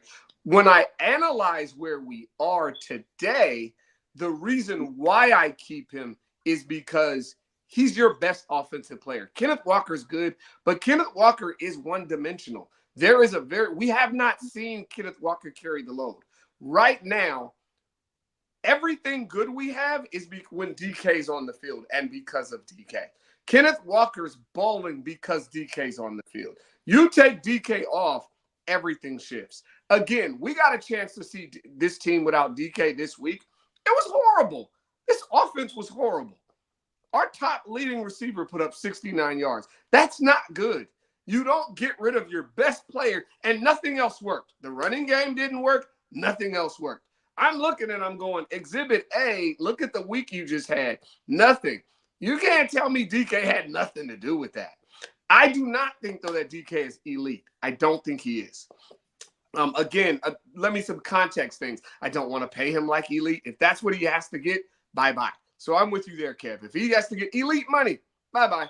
You're not elite. Hold on. Let's question that then. So you don't think DK, on his career year, what he's on pace for right now, is going to ask for less than, like, what CD get, 35 or something like that? JJ got 36 or something. You think DK is going to ask for less than like $32 million off a career year? What I think is, I'm not making an assumption of what he's going to ask for. What I'm saying is, my stance is, if I have to pay you elite, you said 36. If I got to pay you elite, no, he's got to be the leader of those other guys. He's worth under those guys. He's not worth 36, but he is worth whatever the number has to be. I don't know the number. He's worth whatever that other number is, but he's not Justin Jefferson. He's not Tyreek Hill. He's not those guys for all the reasons you say. The fact that he fumbles is what. If he didn't fumble, like you said, Rand, if he wasn't fumbling, if he wasn't sulking, the sulking ain't as bad. The fumbling, and I say that because a lot of those guys sulk. Like you know, I mean, the great ones, A.J. Brown sulks on the side, right? A lot of the great ones sulk. Justin Jefferson doesn't, but a lot of the other great ones sulk on the side, so I can get over that. But the fumbling and that stuff, that's where I go, I agree with you. And for that reason, I don't want to build it around him. I'm not looking for DK to be what he's not, but I'm also not looking to get rid of my best player for what? I'm not talking about possibly my best player. Kenneth Walker's a guy we all hope can be. DK is a guy who I'm looking at and I'm going, yeah, this is just what it is. The man is balling. And do I want to get rid of the mistakes? Absolutely. The fumbles are mistakes. That's the stuff I want to get rid of. Yes, I do. I want to get rid of it. But do I want to get rid of him? No, I haven't seen it. For what? I just got the chance to see life without him. 69 yards. You remember Jake Bobo, the guy we've been talking about? He looked like trash this week. He looked slow. He looked like the guy who runs. What do they say he runs? A 4.6 or whatever. He looked like he ran a 4.6. Yeah. We saw DK without DK and no assets. Nobody's saying we're just going to let him walk in free agency for nothing. We're if something happens because we trade him, let's just say it's even for a second round pick. Most people think it would be for a first round pick, but and you save $30 million that you can invest somewhere else. So it's not that you're seeing life without DK, period. You're seeing life without DK, but you also get 2 potential huge assets to replace DK. So the question isn't just DK or what we saw on Sunday. It's DK or reallocation of assets.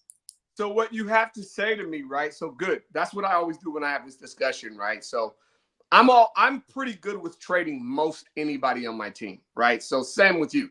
DK for assets. You got to tell me what the asset is. You're telling me DK for a second rounder. My answer is no. My answer is no.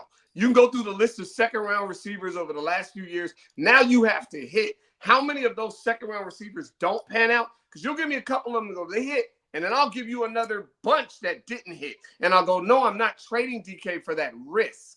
Right? And we're not offensively having a money problem right now. We don't offensively have a money problem. That's not our issue right now. We're not paying nobody on offense. No one on our offense makes money besides Geno and DK. That's it. So the money is there to pay him. On the flip side, though, if you're telling me I'm getting a first rounder, depending on what it is, I'd be willing to do it.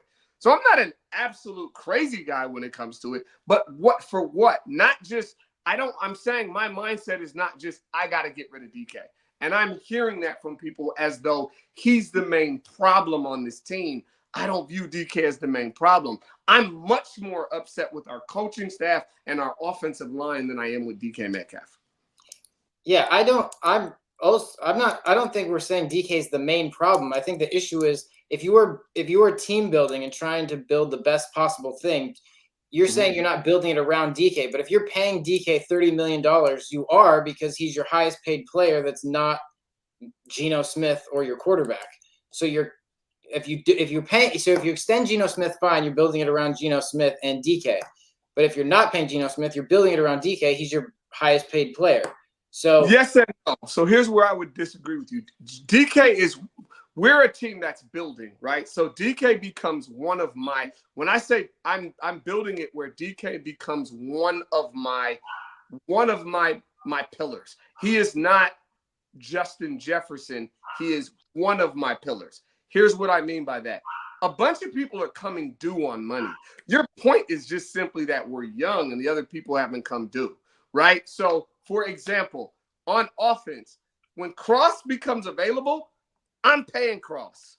Well, all of a sudden, he's going to be one of the highest paid tackles in the NFL, right? So am I building it around DK or Cross? Both, right? If I find a quarterback, if it's Geno, then Geno's a pillar. If Geno, I move on and I go somewhere else. I'm saying DK is one of the pillars, but he's not the end-all, be-all. That's all I'm saying. And then from leadership, I just think we're a young team. So older DK just happens to be one of the older guys on our team. So he ends up being, if you were to go offensively, right? Who can be a leader? DK's only a leader by way of everybody's a freaking kid. Cross is a kid. Kenneth Walker's a kid. Charbonnet's a kid. The team's kids, right? I don't even think DK's not even a captain because he doesn't want to be one.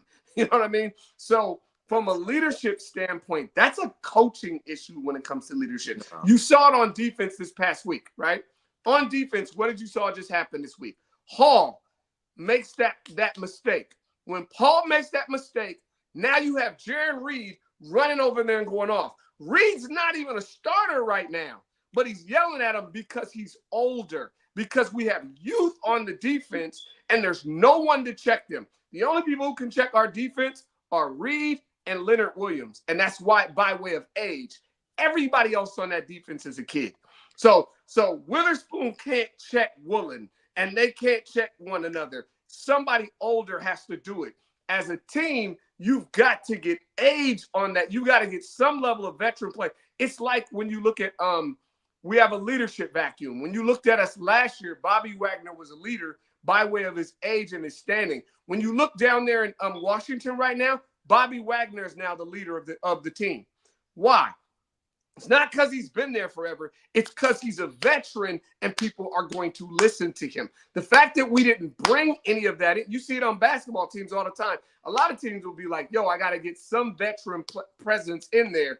We have zero veteran presence. It's partially coaching as an understanding to go, I've got to get some leadership in here. Go ahead.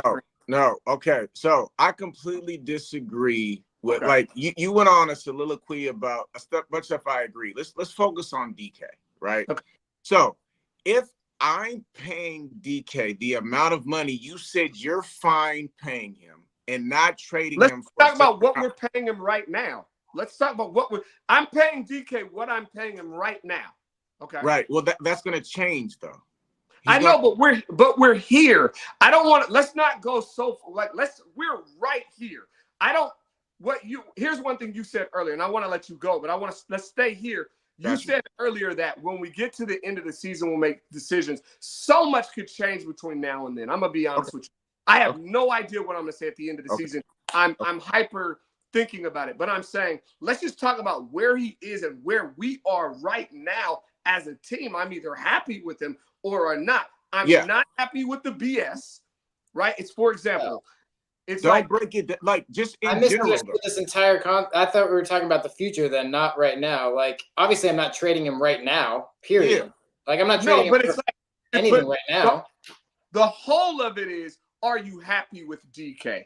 Yes or no? I think Randy, you were just about to say like take out the. You were about to say because you were saying life without DK, and I was going to explain that, but I'll stick to right now. If you ask me right now, am I happy with DK? No, he's cost me 2 straight. He cost me 2 games this year.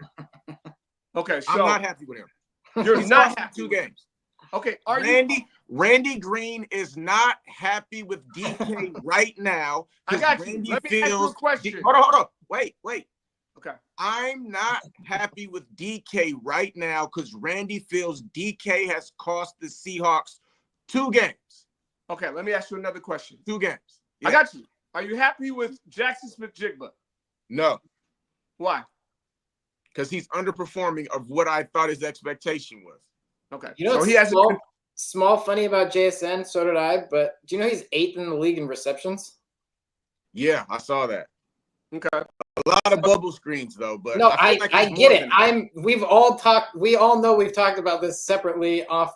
Yeah, nobody's super happy with JSN. I'm just saying when I saw it, I was like 8th in the league in receptions. Who's gonna have 90? I don't know the last time I saw somebody with 90 catches on a season with 700 yards. Right. Let me ask you. Let me just keep going real quick. Yeah, go ahead. Are you happy with Leonard Williams? No. Are you happy with? I'm not happy. I'm not happy with much right now. That's why we're not feeling great, and that you don't feel like the Seahawks are good. No, but I'm asking these questions because I want your words to have weight, right? Yeah. So when I say, "Are you happy with DK Metcalf?" Yeah. Right. And you tell me no. Yes. Right. Then I turn around and I think that's a fair statement. I think you're okay with that. I'm good with that. Then I turn around and I say, well, are you happy with all these other guys? And the answer is no. Yeah. Right? Yeah. So what are you happy with? And we have 4 wins. Right? Why do we have those 4 wins? And what are you happy with that contributed to the 4 wins we do have? We have the 4 wins because of the caliber of teams we played for 4 of the 8 games we played. Yeah. Right. And what was the second part of your question? I'm saying, and what is the positive on the team that contributed to the 4 wins? When you look at the team, do you go, to me, we got these wins because of Kenneth Walker, DK Metcalf, and offensively, Kenneth Walker, DK Metcalf, and Geno Smith. For sure. Yeah. That's why we got those wins. Yeah. So the fact that I can highlight his negatives doesn't negate the positives. No, I get that. But the same way you will highlight Geno Smith, but then also be critical of him, and it's fair, is the same thing I'm doing to DK. I know, but it's not the same. Here's why. I'm happy with Geno Smith, even though I can recognize his negatives. I'm happy with Kenneth Walker, even though I can recognize his negatives. Oh, okay. But when it comes to DK, you're just, well, I'm not happy. You just recognize the negatives. I didn't know you were happy with him. That's good to know. Listen, I told you earlier, it's really hard to evaluate all of our offensive players. I said this on top because of the offensive line. So to me, what Geno has done is remarkable considering the line. I sent you videos that was like, I don't know how he's doing this behind us. I'm happy with Geno. I'm not saying he's flawless, but I'm happy with Geno. The O-line's going to get me to be able to be like, no, I'm not happy with him. I'm happy with Kenneth Walker considering what he's working with.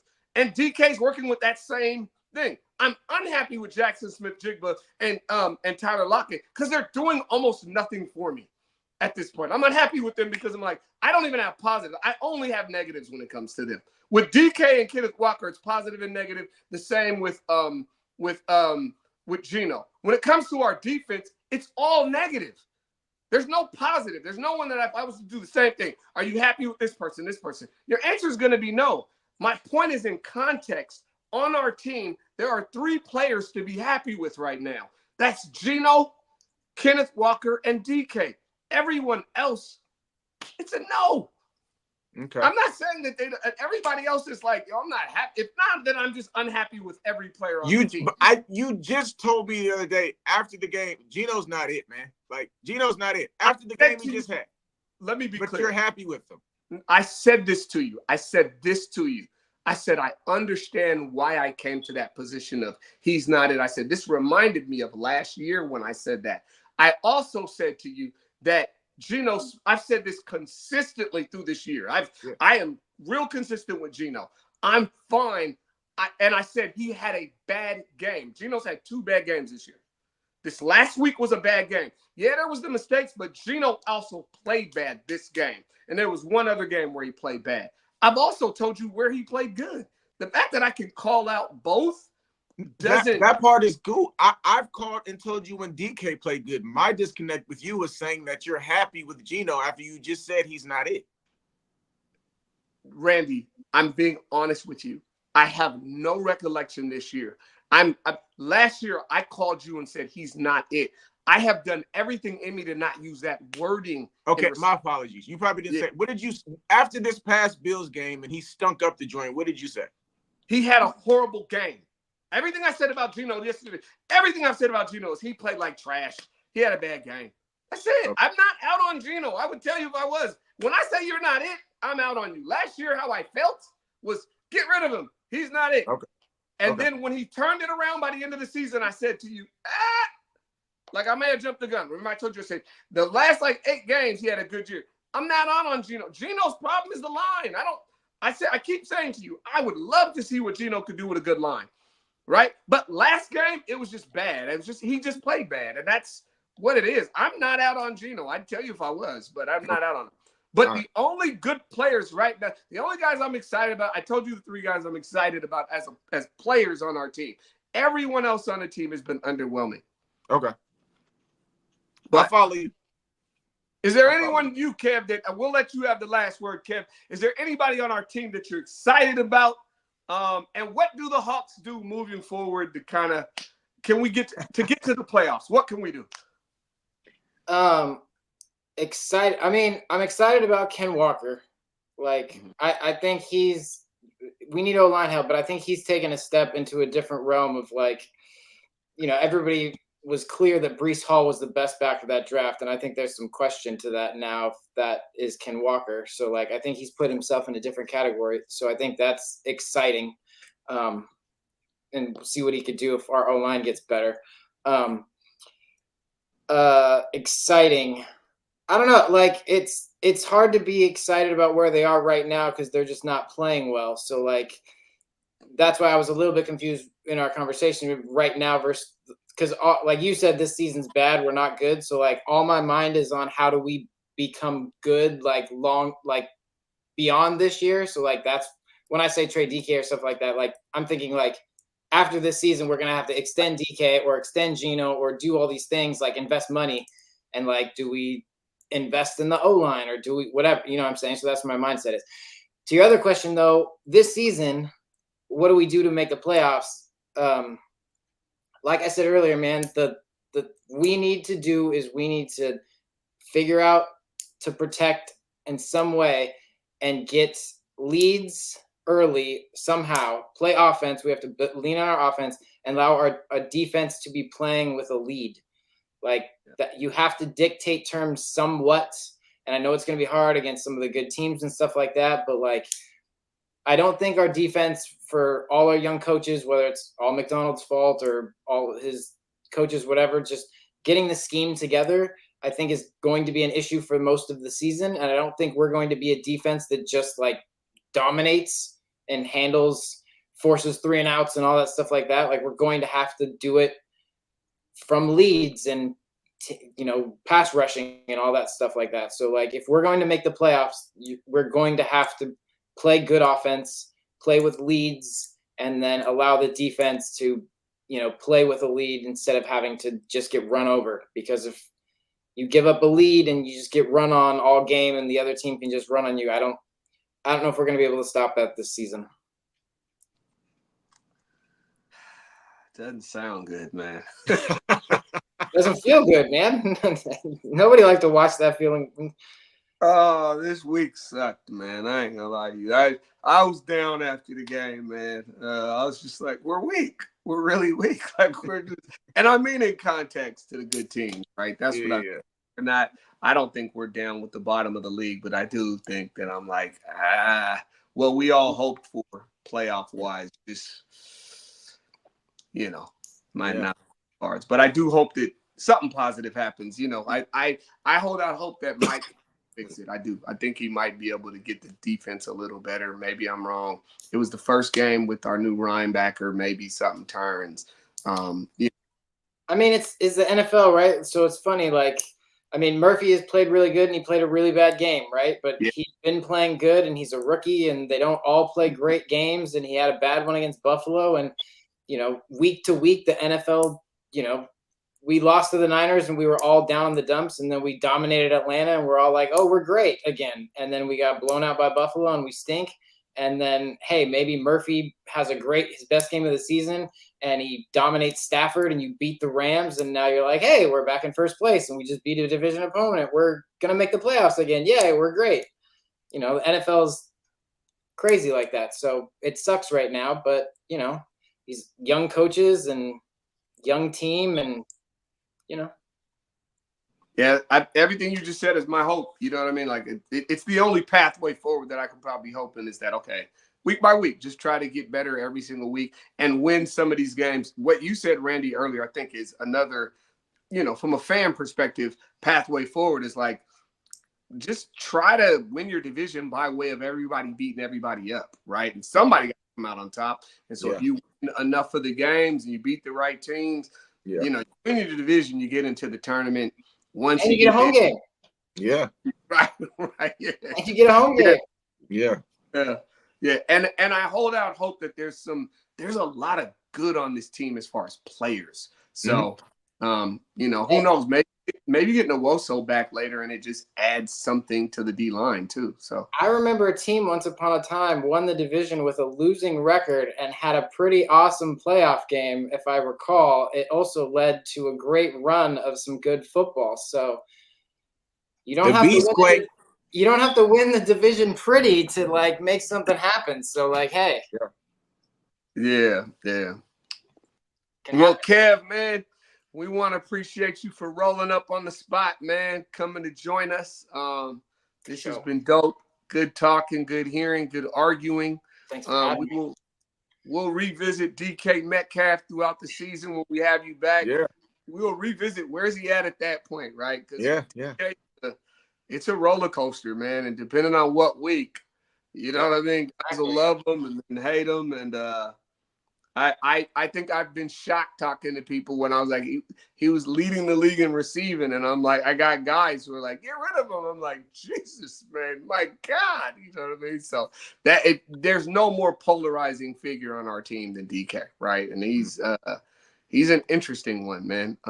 Even his mentality is like, man, this guy's got an interesting. I had a friend send me something. Snow sent me something today. I'll close with this story. He said he sends me a thing of DK talking. He was talking to Shannon Sharp about leadership, and Shannon's telling him about eating. Like, when you really want to be great, you're going to need to change your eating habits from what they're doing. I remember this. And DK's response is like, I'm going to prove you wrong. Yeah. And my guy sends me that, like, get him out of here. Like, just, like, dude, this is bigger than you, man. Like, eating is if when the greats are telling you something, man, and your response is, I want to prove you wrong. Right. To be fair, to DK's credit, that was 2 years ago. He did say this last offseason he has changed his diet and he doesn't rely solely on candy for his food anymore. So what you're saying is you're not going to prove him wrong, huh? Not anymore. Nope. But he did try and act tough on the show to prove him wrong. So he's a meathead, man. He's a meathead. There's they do this. I can't stand that. I'm like, bro. That's the thing I'm nervous about, though, man. That's like what you're talking about. Like you said, leadership comes from the people who are older, right? Well, right now that's DK, and so if all of those young people on this entire team that we're trying to build, and all these young guys, and the one guy they're looking up to isn't like is DK, and he's pouting on the sidelines or whatever, you know, like that factors into the whole like building him as a piece. Is like, yeah, he's good and all that stuff, but like that matters. And does it matter more than other things? Like obviously that plays into like whether you want to trade him or keep him. And again, I told you I'm on the fence. I could go either way. I go both ways. I would probably lean trade in the offseason, but I said I could be convinced. But like that plays into it for me because like the leadership part is important. And like the LOB days, right? Those guys all came up together and like they had lawyers and stuff like that for the year and all that stuff like that to lean on. But like those guys really learned to be dogs and all that stuff together. Like, but if DK's like the one that all these young guys are looking up to, is that what we want? No, you know what? I'm like you. I could talk about this forever, man. Right. I told you I could be here all night. I told you. No, you're right. I don't want that. When I talk about DK, I see the stuff. Randy will tell you, I think he's a meathead. That's annoying, right? And so I've always been on this dance of, I feel like he's gonna turn a corner, and I feel like he's turning corners. I don't think DK is the same guy he once was, but it all gets against him. DK has not had a fumbling problem his entire career in Seattle. It's a mistake that's happened this year. Now it cost us. I don't view DK as like a major fumbler. It's not like the guys in the league who have a fumbling problem. DK's problem, here's where I think about him, positive and then negative. Positive this year, as a wide receiver, he has grown immensely. The little things he's done, the getting the feet, high pointing the ball, all the things in game that have driven me crazy about details, he's gotten better at. The fumbling is called a mistake.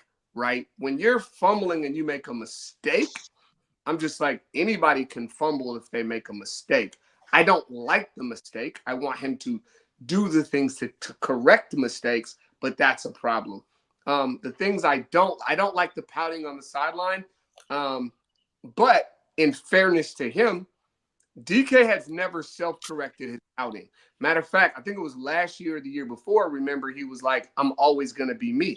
Back when it happened to Pete and them, and they were talking about him on the sideline, his response was that.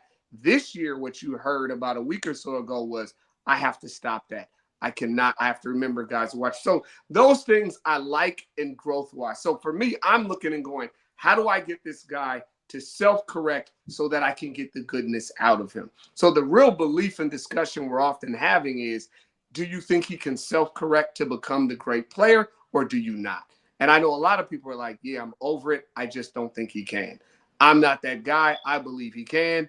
And I could be wrong, right? By the end of the year, he might do some things that make me go, man, forget it. It's not worth it, right? But he hasn't done that thus far. So that's it. All right, ladies and gentlemen, that's it. Another great episode. Two Fans with a Mic. We got Kevin in the building. I'm Draze. This is Randy. We are signing off. Peace and love. See y'all next week. We gone. Later. Peace. All right, fellas. All right, brother. Chill. Thanks.